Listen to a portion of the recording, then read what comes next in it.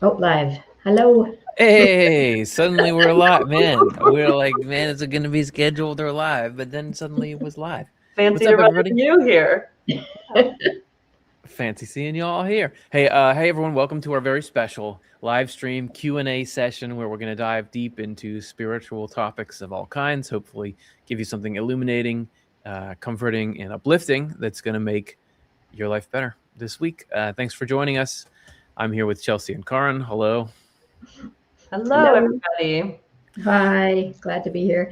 So this is a special live stream just before we get into our first question. This is our Giving Tuesday live stream. So the Swedenborg Foundation, which brings you this channel as well as a couple of others, is a not-for-profit organization. So like every other not-for-profit on Giving Tuesday, we say, hey, if you want to support something that you hopefully feel like is making the world a better place, now would be a great time to make that support known through a donation to us.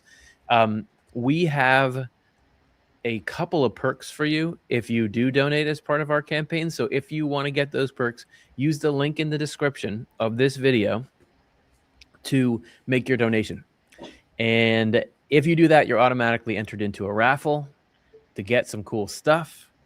And if you do that, you can also take home a couple of rewards. So I want to first show you what you can get if you donate. So there's a book and a bookmark that everybody who donates during this campaign will get. I actually really want that bookmark. I don't even think I have that. All right, I'm gonna have to take my wallet out here. You get that, as well as When Tragedy Strikes, which is this cool selection of Swedenborg's message that works for the difficult times in life. So if you do that, you'll be there, and you'll also be entered into a drawing where you will win some Jonathan spoons. I don't know. So Jonathan's spoons have been featured on the Oprah show. They're amazing, handcrafted wooden spoons. Make any kitchen a classy kitchen. So we hope that that'll help incentivize you. And that if you're watching this even after the fact, to the end of the day today, if you give, you're entered into that. Last thing before we get to our first question is that we have a second drawing that was for anyone who donated since the beginning of this campaign up until right now. So we're gonna announce live on the air that winner. So here we go. Carolyn Dallara. Sorry if I mispronounced your name. What did you say? You know it, Karin? No, I would say Dallara, but I'm not sure. But congratulations. Is what I just was saying. assume I'm mispronouncing it. If the way I would say it's got to be. We love you, Carolyn. Thank you so much for your gift, and hopefully you'll enjoy those spoons. Okay, everybody, let's get going. Let's do our first question. This is from Jerry M., who asks, I love the teachings of Swedenborg, but a few things, such as people living on Venus, etc., give me pause. Yes, right. Perhaps it's a lack of relatable knowledge during his time, i.e. he lacked modern scientific context to relate the delineation. In the aforementioned case, could it be he's referring to a spiritual correspondence where life-supporting elements necessary for our bodily existence flow naturally from the Lord instead? Might this apply in a similar fashion to his claim of 1757 as the date of the apocalypse as well? I.e., he experienced it in his time, but it actually applies from the crucifixion and correspondence to all of our physical or deterministic time frames. After all, Einstein stated, time is a stubbornly persistent illusion. You guys are awesome. Swedenborg is too. Thank you. His teachings and your generous delivery have given this old timer much to ponder, more to wonder, and inspired many good works all at once. So thanks, Jerry. We really appreciate that. And I would. My first thought is, you're talking about some of the more out there stuff that Swedenborg reported. Could it be a correspondence? That's what Wilson Van Dusen in his book, The Presence of Other Worlds, asserted. That he was saying at the end, is there anything he thinks Swedenborg got wrong?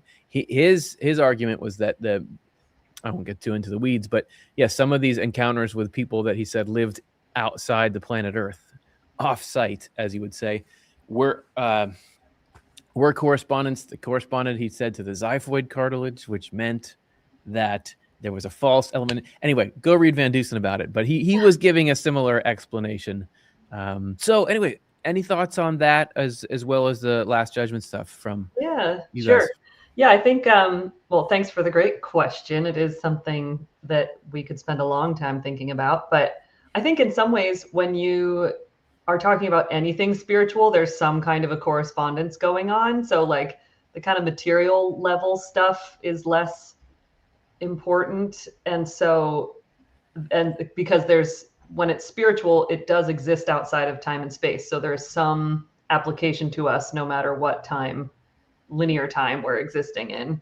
So I think that that's true, probably, like the whole, how do those two things dance together? This world, material time, which is really just objects moving around each other in space, and the spiritual world, which is more real, Swedenborg says, than this world, and is a shifting amazingness of shifting states that exist outside of time and space. So I feel like you're onto something. And also I wanted to just point, for the other planets thing, point you in the direction of an open access article that exists online that is by the scholar Vincent Roy di Piazza, where it's about a study of Swedenborg's other planets. And you can read it, and it kind of couches it in, it just gives some insight into what was Swedenborg doing when he wrote this book. And it might give you some more interesting food for thought. So I thought I'd point you in that direction too. Yeah, awesome. Yeah, I'll add that, right, you're not the only one to wonder about that, Jerry. I love that you recommended that article, Chelsea, and we did discuss some of that in the podcast that started Countdown to Congress. It was, at a time where Congress was doing UFO, reports, studies, and things. So look up that article, Countdown to Congress, Swedenborg. There was something else in the title that I forget. I wanted to jump in about the time thing. Yeah, it's very interesting how, trying to ponder and fathom this connection between the timelessness of the spiritual world and the timedness of the physical world, because somehow they do connect. Swedenborg says in the spiritual world there are progressions of state. There are things that happen, and then another thing happens, and it's not linear time, but there is a parent time. And so things have changed in the spiritual world. I was about to say over time, but it's so hard to talk over what? About the word time. And somehow the incarnation of God, Jesus Christ born, happened in time, and yet it affected the spiritual world. So somehow there's some connection. I don't know what it is, but and somehow there is preparation leading up to a judgment in the spiritual world. So I have no answers here, but I'm just saying that, illusion, there is something going on where things that happen in time affect the timelessness of the afterlife, and vice versa. Like things that happen in the timeless spiritual world yet do affect us in time. Like there was, at the time Swedenborg was receiving these revelations and writing them down, there was something big going on in the spiritual world that was affecting, and we can see like life on earth has changed. And he was saying from now on in time, there's greater enlightenment that we can access. So maybe, I don't know if it's something we could grasp while we're in this time-bound, existence, but there's something, like, I think it's not all just an illusion, like there's something real. I don't know. Do you know what I'm trying to say? We know, and we appreciate you saying it. All right, but we are gonna do all these questions. So we're going next. We only have so much time. There's only so much spiritual state we have here. This is question number 2. Eileen asks, what is the nature of Marian apparitions and or other apparitions that people have seen through the ages? Yeah. Well, what's a Marian apparition? It's the appearance of Mary, mother of Jesus. And there have been,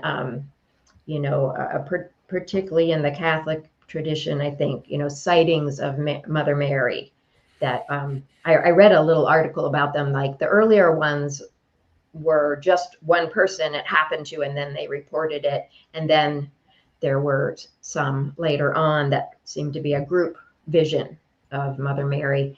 And it was interesting that this article was pointing out that these would happen at times where there was a feeling of need, like something was upsetting was going on on earth or whatever. And these were comforting visions that happened, which I think is significant. Swedenborg reported that he met Mother Mary in the afterlife. And I'll just read this short paragraph that he said. On one occasion, I was given an opportunity to talk to Mother Mary. She happened past, and I saw her in heaven over my head in white clothing, apparently made of silk. Then, stopping for a while, she said that she had been the Lord's mother in the sense that he was born from her. But by the time he became God, he had put off everything human that came from her. Therefore, she adores him as her God and does not want anyone to see him as her son, because everything in him is divine. So that's from True Christianity 102. And so he described her as, very humble. He did not see her as an intermediary or an intercessor. But I don't think that negates the validity of people who feel like they did have a vision. There are, spirits or angels that when they appear, could either on purpose for comfort, or just they assume it's a character that they're familiar with, although maybe it's just another angel bringing comfort. So I don't know. My take on whether Swedenborg would think that really was Mother Mary is maybe not, but it was some comforting presence that was bringing God's divine comfort. And yeah, sometimes I don't know if he ever reports group or comments on group visions. Although he did when the people were said to have risen from the grave back after Jesus was crucified, and the graves were opened, it said, and people came out of the graves. He did describe that as a group vision of people being raised up from the lower earth. So I'd be guessing, but I think maybe Swedenborg would see it as, yeah, that's possible. Group visions are possible. Definitely was a comforting message, sounds like, coming from heaven. Whether it was Mother Mary herself, maybe not, but in the end, it's all God. So maybe that doesn't matter. But, whatever would feel the most comforting to people. Yeah. Yeah. I think it makes me think of that Swedenborg, one, talks about how every character in the Bible, even if they existed historically, has a spiritual correspondence and means something to us. So it's like there's definitely something, I almost want to use the word like archetype or something. Like there's something really meaningful that people connect to about the figure that is Mary.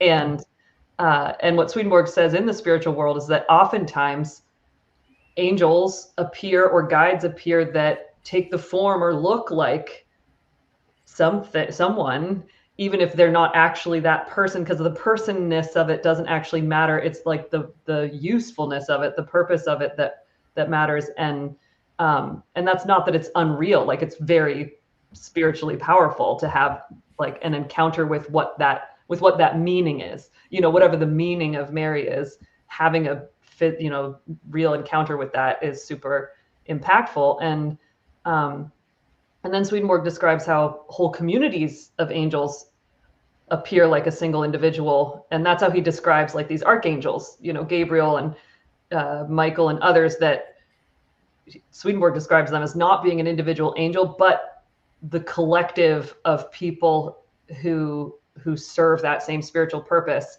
And so when that appears as a human form with you, that's like super powerful. And it's like resonating with like all of these other beings, you know? So I think that there's this like, I think that the nature of these Marian apparitions, I wouldn't even necessarily call them apparitions, but I really do think, you know, spiritual guides show up for us, and that's, and they are meaningful, like powerful, impactful, and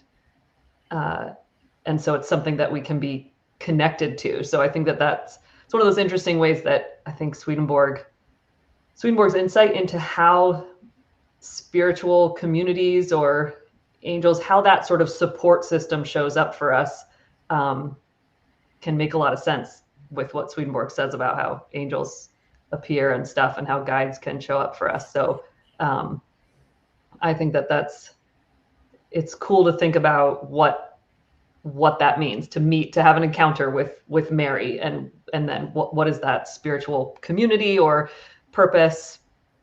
You know, there's something there. I love that, considering that there might be a Mary community. That's, you know, what she represents is this affection that can bring God into people's lives. How cool to think of that, a community, you know, appearing in that image. Yes. Yeah. Yeah, that's great. I love what both of you said about that. I think it's a really good explanation. I think that part of what would affect those kind of visions and things is what your attachment to that person or thing is. I remember having a dream back when I was really into NBA basketball, and had a dream that I lived on a cul-de-sac with these 3 players on my favorite team. And to me, that was so exciting. I was like, this is great. I'm with them. If either of you had that dream, unless you'd be like, what's this? What is that? So maybe sort of a compounding effect that these are people who already have this place in their heart and soul for Mother Mary. And then there it comes. Okay, let's go to the next question. Before we do, I want to say thanks to some donors. Byron, Peggy, Eric, Geraldo, and Gregory. Thank you so much for making your contributions to our Giving Tuesday campaign. If you haven't yet, there's a link in the description. Get entered into our raffle, get the book and the bookmark prizes, and support the not-for-profit Swedenborg Foundation here on Giving Tuesday. And if you're watching this in post, that link is still open. You can go in there and make a difference. Thank you so much. Okay, next question. This is question number 3 from Anonymous, who asks, became a ministry member today to cheer your ministry on. Hey, thanks. Very connected with Swedenborg and your presentations from the first video I saw. Question. William Blake was a fan of Swedenborg for a bit and then not philosophically. It could be their goals seemed the same, but their approaches differed. Swedenborg being something of a spiritual scientist, Blake finding intuition and the arts revealing his inner knower. Blake had hyperphantasia and seemed to see the solidity of his visions as a divine invitation to wake up England and society. Did Swedenborg perhaps also have hyperphantasia, which could have been making visions more tangible? Or would his writing suggest he saw detailed visions like it owing to his scientific mind, looking for them to record in writing? 2, both might be called prophets to some extent, hoping to lead people to find their connection to God. Were Swedenborg alive to know of Blake's spirituality? What would you suppose he would have to say about Blake's path to consciousness, being that he was more artistic and poetic? God bless and thanks. Okay, here we go, Anonymous. Let's delve into the relationship between Blake and Swedenborg and hyperphantasia. Yeah, I can start us off with what's standing out to me in this question, but first, I think just that I think Swedenborg would be all about Blake's spirituality, and a proponent of it. I think Swedenborg was very artistic and poetic himself, and there's some interesting history in that story of Blake's connection with Swedenborg and stuff. But I want to speak to this question about the hyperphantasia because I find it really interesting. Swedenborg says how we have spiritual senses and then we have our physical senses, and those two correspond to each other, but it's very possible that your physical senses can be limited, in various ways. You need to wear glasses or this or that, but just because you have physical limitations doesn't mean your spiritual senses are limited in any way. He says for everybody, when our physical senses even sort of tone down in this world, we can have heightened sensitivity to our spiritual senses. And so you're never impaired. There's no, like, I mean, I guess it's interesting to think about that from like, just innately, we're not spiritually impaired to sense things in the spiritual world. And so it very well could be that Blake had physically hyperphantasia that also, that was there in addition to his just all the spiritual senses that we all have. But I've just found, even in my work with people, that when you can say, I don't visualize things, or I'm not somebody who thinks about things visually, that we have these scientific names for the different ways that we use our imagination. And yet when you even just keep exploring and kind of tuning in more and more deeply, your spiritual senses can wake up and you start seeing things that you don't normally, or you start having, you just tune into this, to your spiritual senses, no matter what your physical sense situation is. So it's a really interesting thing to explore. But so that's those are some thoughts I had. What is hyperphantasia? It's you see very vivid mental imagery, like super vivid. And if I wasn't familiar with this particular thing about William Blake, but if that's something he had naturally, and I wonder if Anonymous is wondering, like, is that why he had visions, and did Swedenborg have that too? And is that why he had visions? I don't recall any evidence that Swedenborg, before his spiritual awakening, had super vivid, hyperphantasia. It seemed to come into being as his spiritual senses were open. So just as you're saying, Chelsea, I think it wasn't that he had a trait that not everybody has, but that because he opened these senses that we all do have, that's why they were so vivid. And I agree with you that I think from what Swedenborg learned, any path, artistic or more into scientific or whatever, is a legitimate path to to the divine. There's many paths, and work. I love that. And yeah, I think, Chelsea, you made a great point that Swedenborg, he has a whole book called Worship and Love of God, which was poetry. Unless I'm greatly mistaken, he sketched the ornaments that are in the New Century edition. It's not as simple as he's real left-brained and Blake is real right-brained. I think Swedenborg had quite a bit of right brain in him. If I don't know if those terms are outdated, but he was artsy. He liked that kind of stuff. And the voice that comes through in his theological writings is intentionally dry. Like it wasn't even, this is just how he wanted to talk. He says he was instructed from the spiritual world to make these things, to not try to make them emotionally compelling, to have them be laid out kind of really, really plainly and rationally. So I'm just saying, yes, Swedenborg had a lot of respect for the right brain thing and his theology. Like when you get up to the highest angels, they sometimes speak in music. When you get up to the deepest sense of the Bible is actually the feelings that are in it. Love is actually more important than intellect, even though Swedenborg presents it in a very information-centric, regimented way. Actually, artsy fartsy stuff is really, really good. It's actually very, very high up the chain. So it's so interesting that the language of the highest angels can either come down in music or mathematics. So it's like, yes, it all leads there if you're opening your heart to goodness. Right. Okay, cool. Great answers. Thanks, everybody. Let's go to the next question. This is from David Forshee, who asks, I'm currently reading Heaven and Hell. This is the first book that I've read by Swedenborg. throughout the book, he references other books he wrote. Yes. I was wondering if there is an order that we might need to read them. And could you give a brief summary of each and what they have to offer our own lives? Oh, man, we got the vice president of publishing for the Swedenborg Fund. This is a coincidence. You still don't believe in God and providence?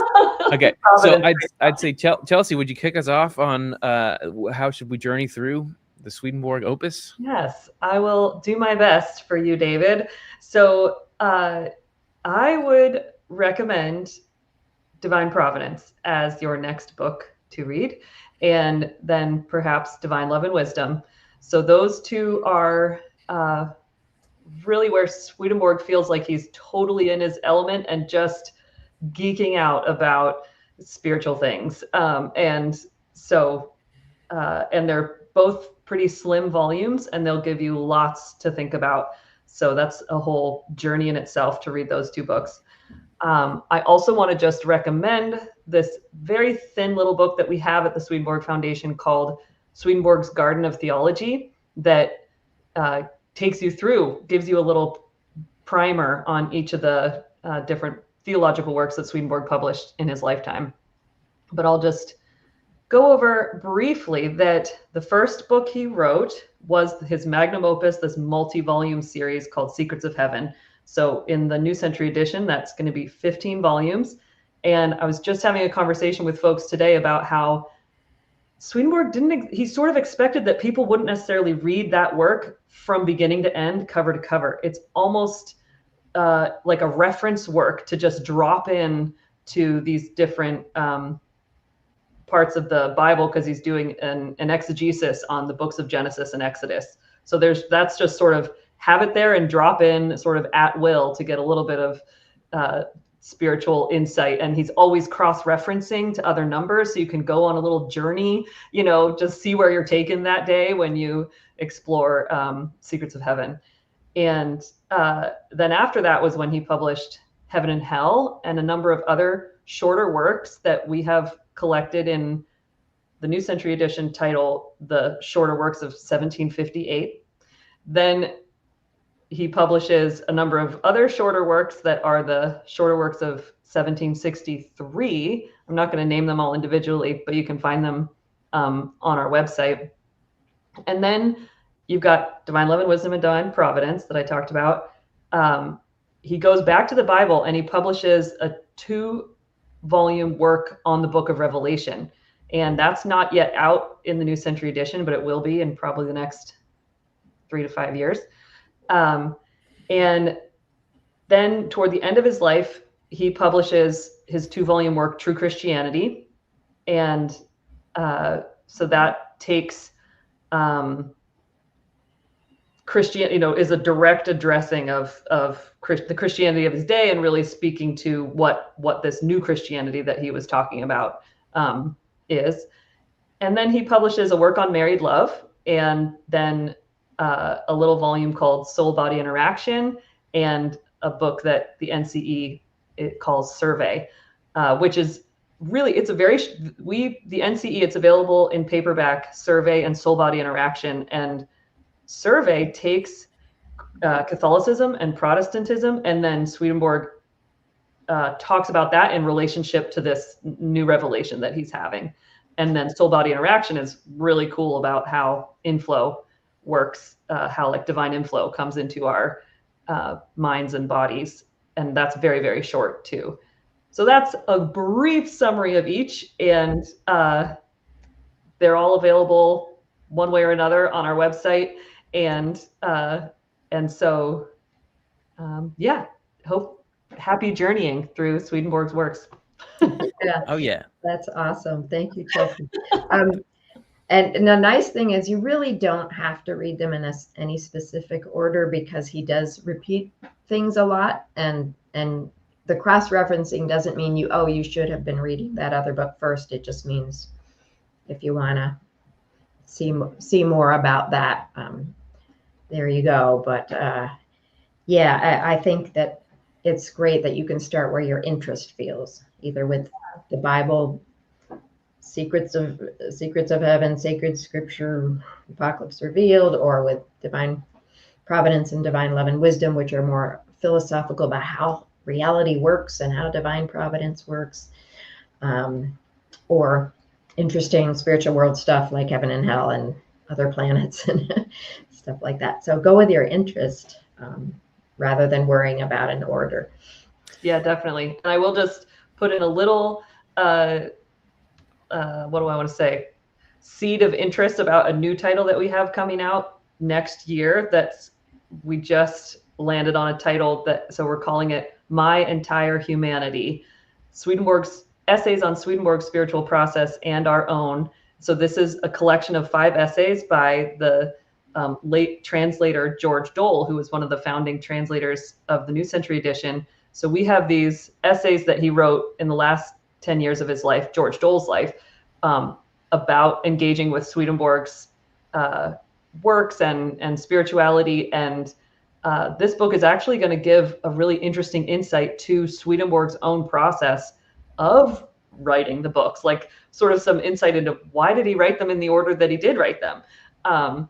And so definitely, to Karin's point, you don't have to read them in that order that he wrote them.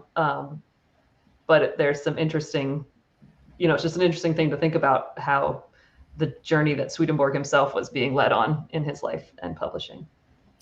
Awesome. Thanks again, David, for the question. Before we get to our next one, I just want to say a few more words of thanks. We have new donors, Constance, Jonathan, Matthew, and Eric. Thank you so much for supporting the Swedenborg Foundation. If you haven't yet, link is in the description, and you get entered into the drawing, as well as get the free swag. Okay, question number 5. Ebo asks, many people struggle with suffering and doubt. How can Swedenborg's teaching about the purpose of trials and the nature of spiritual growth be offered compassionately without sounding dismissive? Yeah. Oh, you're going through that? So sorry. Did you know it's good for your spirit? Like, how do you do that without sounding like I know it all? I'd love to hear your thoughts on this. I can start here. I feel like it's like with any skill or something you're trying to develop, hang in there. You're doing great. Yes, it's hard, but nothing is wasted. Just an acknowledgement that it is tough. I think that the balance between acknowledging like this is really hard work and the hopefulness that it's not wasted, like it is through this, God is building strength in you. God is developing your spirit. So for me, it seems like, if any compassionate coach would say, yeah, it's really tough when you haven't, gotten yourself in shape enough to run a marathon, but you're doing great. You're getting there. Both an acknowledgement that it's a gradual process. Yeah, it is really hard. It's really hard process to kind of allow God to extricate ourselves from an earthly person into a spiritual person. There's a lot of spiritual resistance coming at us from the hells who don't want that to happen. So, but also, yeah, the hope that, you're doing great. You just do your little efforts each day. That's making a huge difference, a bigger difference than you realize.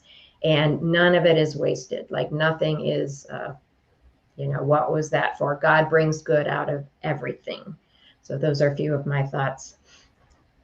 Yeah, nice. I just, I'm with you in the question, Evo. And I think what's coming to my mind is just like, love first, like definitely show up with the compassion first and ideas second. And like, and if you and really kind of like how a picture is worth 1,000 words, I almost feel like you showing up with loving care is speaking volumes, is sharing, like you being the living embodiment of what you've learned from Swedenborg in how you show up with compassion to another person. That's going to teach them everything they could, want to know. And it doesn't matter if it doesn't have the tag Swedenborg on there or whatever, but even I also think if you're showing up for someone with lovingly, like what's the most loving way that I can be with this person right now? Your intuition's gonna guide you in that. Um, and then even if you are sort of like, oh, I've got this like this idea that I think is really useful, or it's been really useful for me, but maybe it won't work for you, or maybe it's just not, you don't want to hear it. Leaving that open, for somebody else to just be like, not now, or just like, great, glad that works for you. That doesn't feel great for me. Just accepting that yes, the sharing of ideas, it's like they're sort of secondary to the sharing of the love, but then they can be really useful when there's a receptivity there. And when those moments happen, I kind of feel like that's just kind of divine, like that's a miracle when somebody is able to like, oh, wow, I really got that. Like it's so out of our control when these ideas kind of like actually wake something up in us. But so, like, of course we want to love and help each other everywhere, but it's just so funny how our helping each other sometimes has to be indirect, because it's like up to each person to kind of just be the agent in their own life. So thoughts. Yes. Makes me think of the spiritual, like, hunger, thirst, stranger clothes that Jesus's parable, and how people will need different things in different states, and it's challenging to sort of feel out what that is. But right, if you just try to approach it, like you're saying, Chelsea, with compassion and humbleness, that you do have things to offer if it seems like that would help, or that's the way to go, and you just feel your way and God will guide it. Yep. Yeah, I do think it's hard to not appreciate when somebody says, well, this is what worked for me when I was in this situation, rather than you might benefit from this. If you say, well, this is what I when I was going through this challenge, this is what really helped me. That's pretty good faith. I think I like the advice both you gave. I think you probably covered the essence of the question. I do want to say that concepts could be really helpful if delivered at the right time. I just came across in Secrets of Heaven, Volume 10, the idea, which I don't think I'd ever seen spelled out before, but that God wants to turn, one of these teachings that Eva will be talking about is that everything difficult that happens, God only allows it if it can turn into good. So that's a lot of places in Swedenborg's writings, but it went a step further to say, so God makes sure that no evil comes to us except that which has the potential to particularly benefit the person. So like, you are facing this challenge because the benefit from overcoming it particularly will help you because of who you are. To me, that makes me like, oh yeah, that gives more. I think it's like Viktor Frankl, right? Man's search for meaning. That if you find meaning in the suffering, ceases to be suffering the minute you find meaning in it. So I think that would be part of the target. Is like, you're trying to give someone a tool to think, okay, there's some meaning in this. This is going somewhere. There's a goal. Where and when you interject that, I think you both gave great advice on that. Okay, nice. Let's take a look at the next one. This is question number 6 from Matthew Bush, who asks, could you help me better understand the concept of the divine human from eternity, especially in relation to the Lord's interactions with Moses, the other prophets, and the earliest church? I recall that Swedenborg mentions angels being involved in some or all of these appearances. I truly appreciate hearing this from your varied and insightful perspectives. As always, you guys are a blessing. Thanks, Matthew. Mm-hmm. I was just researching this because for a podcast coming up toward the end of the month, and this is Secrets of Heaven 6280. Before the Lord's coming into the world, the divine humanity was Jehovah himself flowing into people through heaven when his word was being spoken. Jehovah was above the heavens, but what passed from him through the heavens was the divine humanity of those times. It presented the image of a human as a result of Jehovah's inflow into heaven, and the divinity itself coming from it was a divine human. this now is the divine humanity that existed from eternity. So it was God flowing through the grand human of heaven was the divine human, and that could come to people on earth. You're right, Matthew, that angels, like Swedenborg straight up says that when the angel of Jehovah appeared to Moses or anybody in the Old Testament, it was actually an angel or a group of angels that God was flowing through to reach that level of earth, because the divine itself can't just directly without burning people up come to people. So it was through the heavens, and it was only when there was the balance between good and evil was getting such that that heaven was getting further and further away from the people on earth who were getting more and more influenced by evil, that wasn't effective anymore. The angels were too far away from the state of the people on earth. God needed to incarnate. But so that's what I've been learning through my research. That's great. I think Love that's it. great. I was gonna say that exact same thing. You took it. Yeah. I was like, wait, oh, she got that point. That's what I was gonna say. Yeah. Thanks so much for the question, Matthew. Let's get to our next one. This is Fred, who asks, my wife passed away 8 months ago, leaving me and our young twin sons. How do I stay connected to her in a way that is real and alive without letting grief build a wall around my life here? Thank you for the show. It has really helped me through some difficult moments over the past couple of years. Many kind regards. So tough.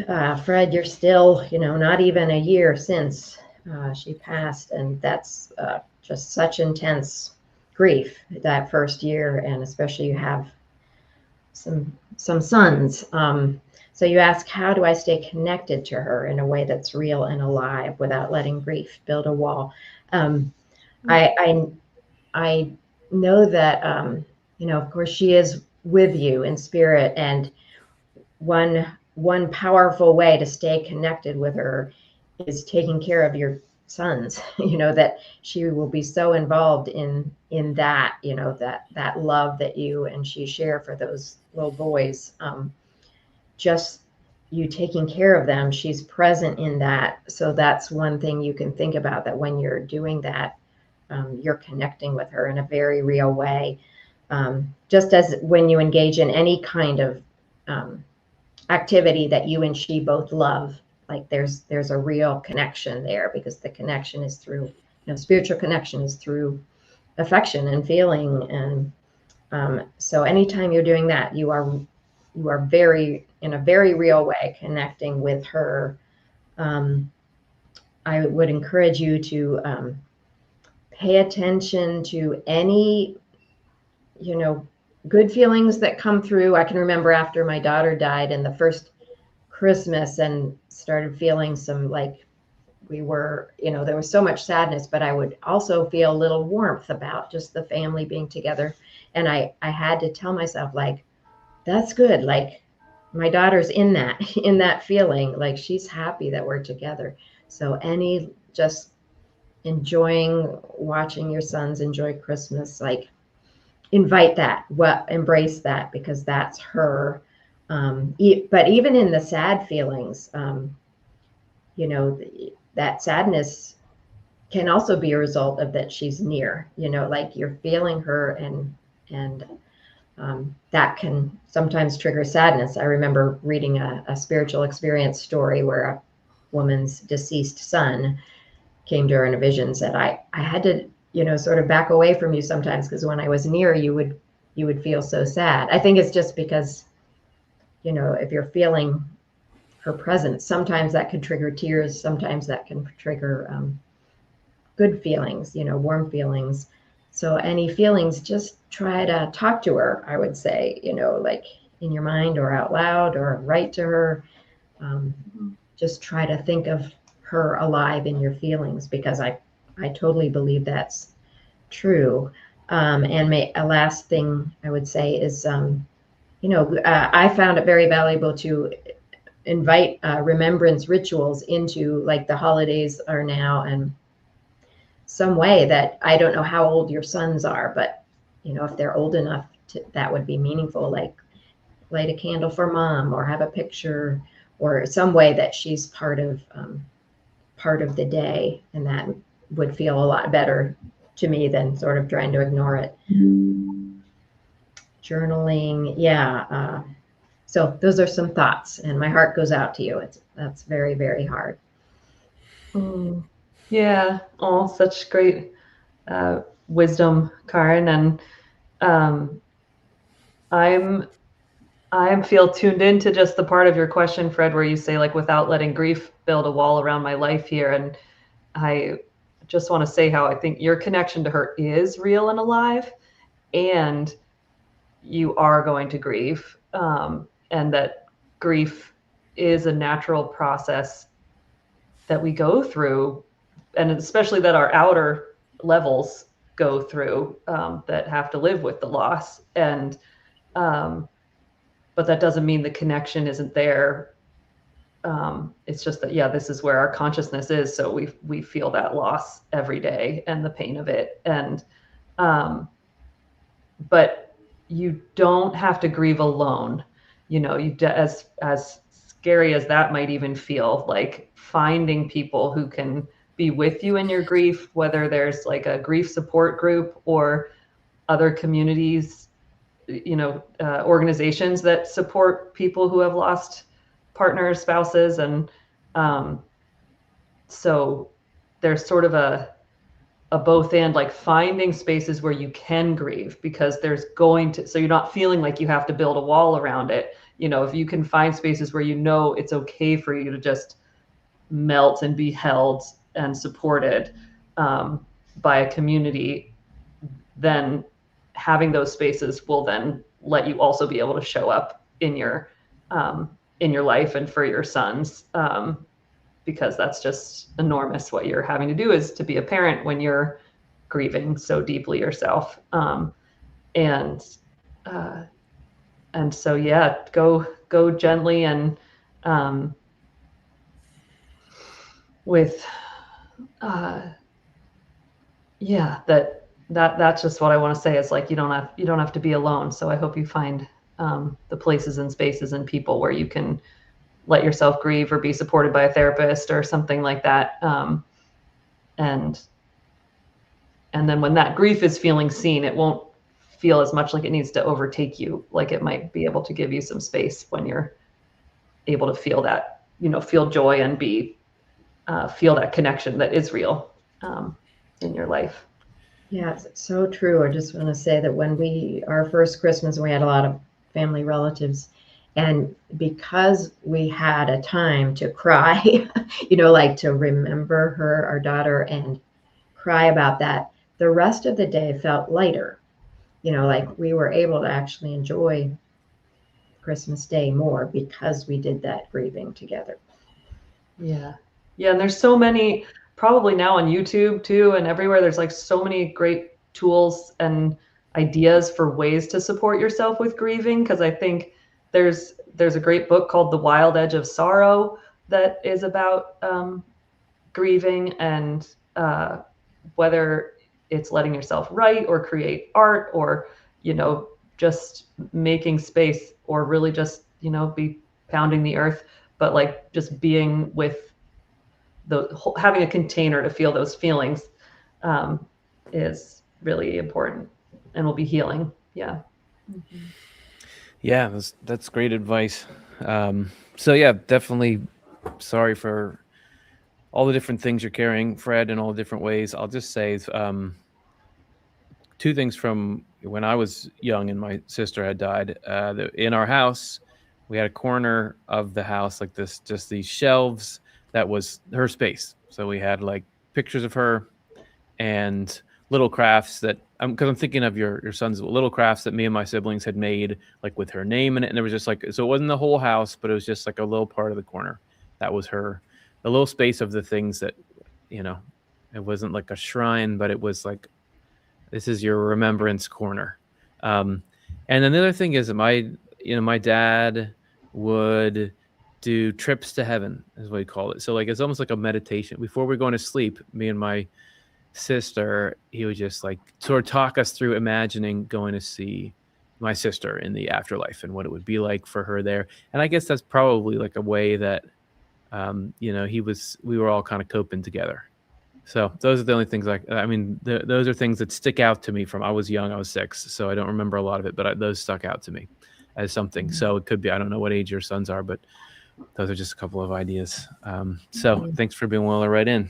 I think we can do one more question. Before we do, I want to say thank you to a couple more donors. Thank you, Pauline, and thank you, Hope.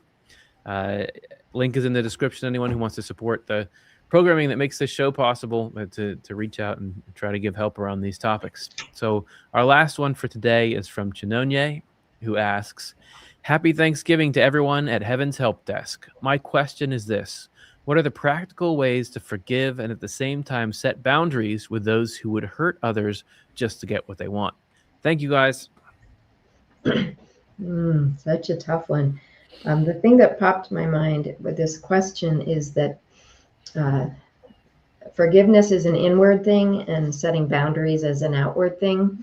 And so you can be doing both at the same time, but they are different things, right? So forgiveness is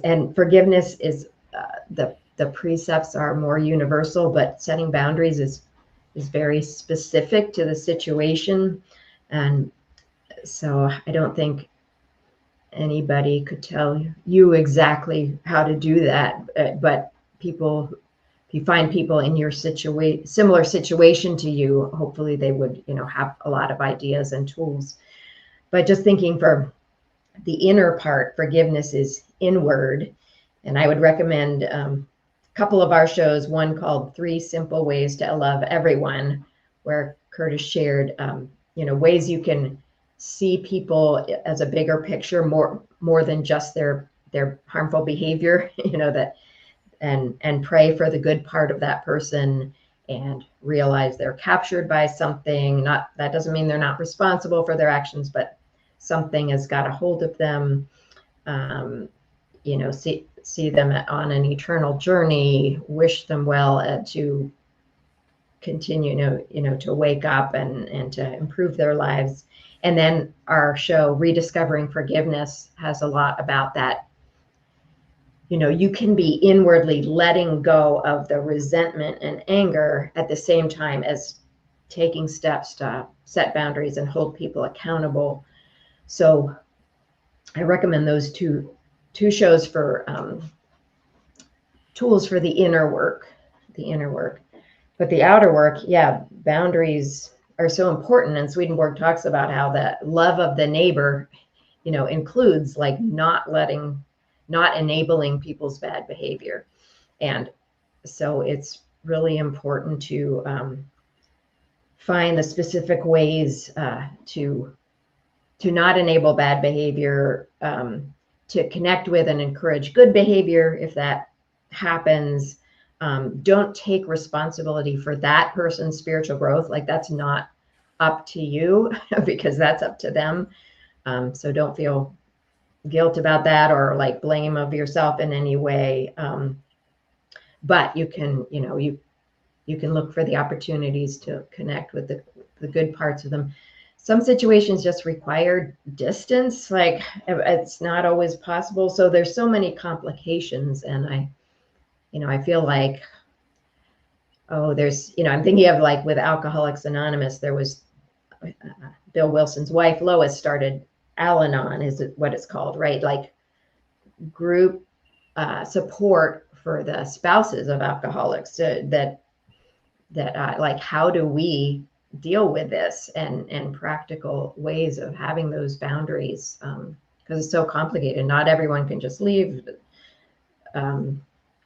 So I wish I had answers like do this to set boundaries, but it's very complicated. But just know that it is important. It's a love of the neighbor to set boundaries. So Again, just find the ways to not enable bad behavior, connect with, encourage good behavior, and don't know that they are responsible, that you are not to blame. Yeah, those are my thoughts. What else, guys? I think that's so great. I feel like that's, I feel like you basically said everything. It was so good.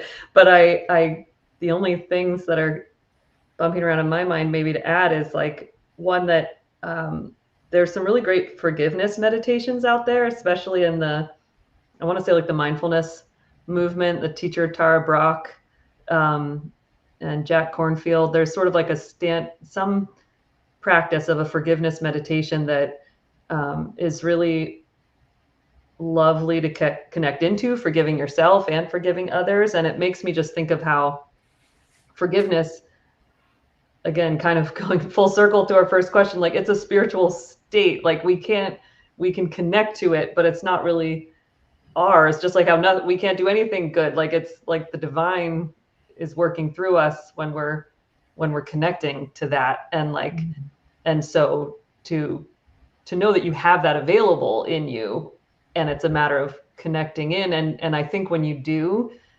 in a meditation or different ways of like connecting to that higher inner level, you can also get clarity. Like there's clarity around how to be on the outer, in the outer world, like Karin was saying, of how to make boundaries. And sometimes when you go to that place where you can access forgiveness, it can also come with even a more grounded sense of, oh, this is what I know I need to do. So it's less of a fight or confusion or wrestling. It can, like, you can have actual clarity. But that's totally a journey, definitely. That's not an easy quick fix. And these are like real living relationships, and we're all, our spiritual journeys are kind of intertwined in ways we can't always understand. But I think just recently from somebody in Al-Anon, I heard that idea of like the great U-turn, as in Y-O-U, the U-turn of like going in yourself, like you can only control you. I mean, you can't even control yourself, but you're only like responsible for your own for your own choices. And so getting that, connecting to that insight that's available inside will help you with both that like compassionate forgiveness and clarity about how to act in a way that's safe for you.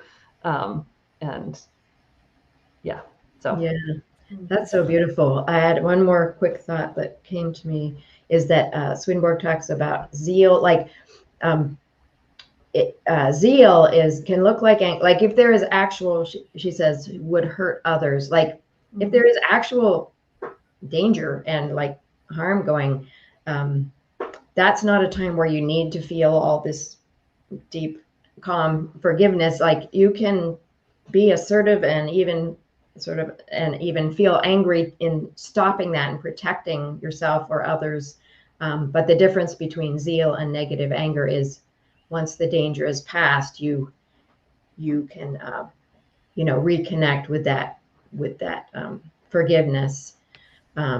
Just throwing that in, because I think that God doesn't expect us to feel those forgiveness feelings right in the moment.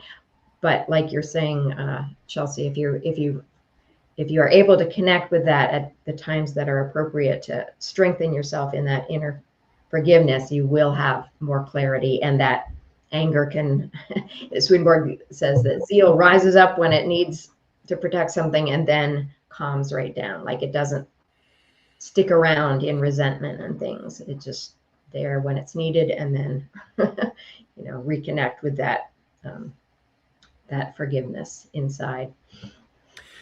Yeah, I think Janoni, you've already done a really, maybe the key thing in the practical part of the spiritual side of it, which is like you got your intent clarified.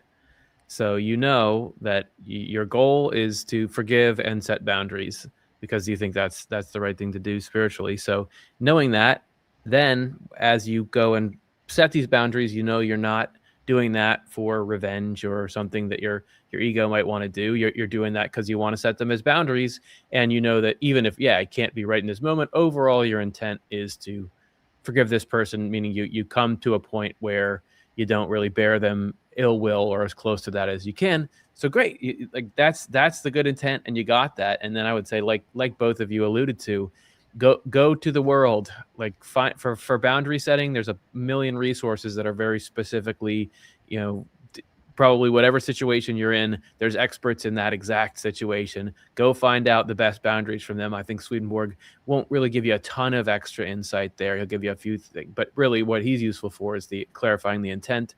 And then with the forgiveness too, that there's, as you alluded to, Chelsea, there's a bunch of resources there. So once you know your goal, then go out and you can probably find a lot of help with the execution of that. So thanks everybody. Hey, we're done, man. We're like overdone. Thank you. And everybody. I just want to say, we didn't get to all the questions, but we'll save them for next month. We never do.